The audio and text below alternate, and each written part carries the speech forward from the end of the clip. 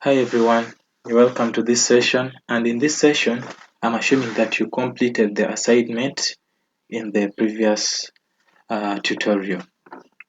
So we are going to check our inventory movement by going to display more reports and then select inventory books, then select locations.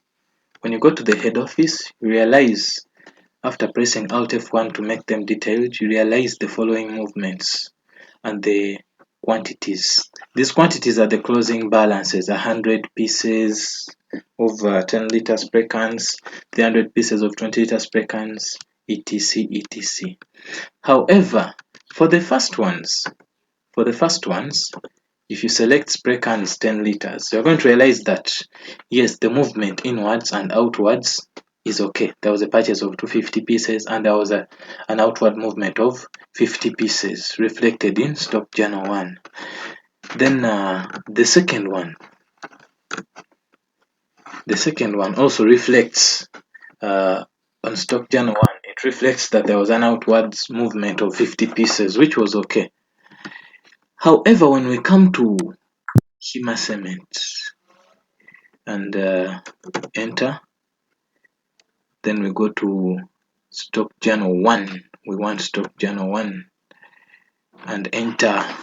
After entering, we are going to realize that when it comes to Hima Cement, there was an outward movement of 100 bags. However, the destination only received 50 bags of cement respectively. So let's go to the destination. Let's escape, and then we go to that branch, which is Sonde branch. Alt F1 to expand the selection. Let's go to Hima Cement. You can see it showing that only 50 bags were received, and once we enter we shall go back to the same stock journal 1. So at this phase you can be able to adjust for this transaction. You can come and select the 50 bags and adjust them to 100. Enter, 100, enter,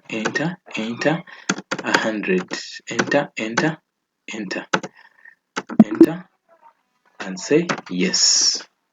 So that has been corrected. So once we escape and go back again to the head office, Alt F1, we shall expand the selection. And once we press the Hima Cement, enter, stock journal 1, we look for stock journal 1, enter, we shall see that we land on the same page. So you can access this stock journal from either location that has an effecting transaction, or which is related to it. At this stage you can still make the adjustments you want to. So let us escape. So that is how the auditor can correct errors in stock transfers or movements. So let's escape and go back to the gateway of Tally. Then about the assignment, just to check whether you are correct or wrong, I believe you were able to record those transfers from the head office to Nakawa branch as well as Mbale branch. So let's go again to Gateway of Tally, display more reports, inventory books. Again, this is to familiarize yourself with how we get to the locations. Select locations, go to Mbale branch, Alt F1 to make them detailed. So we are now checking whether you've done the right thing.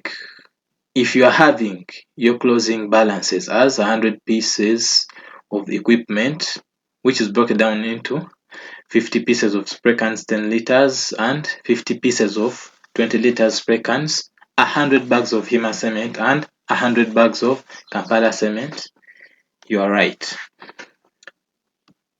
If we go to Nakawa branch, we have the same entries. Alt F1 to make it detailed, we have the same entries. Remember, we said we were to transfer only 50 pieces of spray cans per denomination, which is 10 liters and 20 liters, which we did correctly.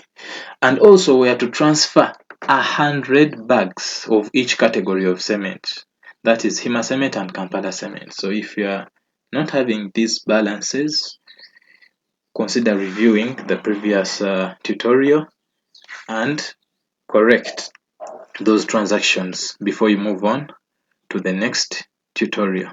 So this is more of how to correct errors in stock transfers.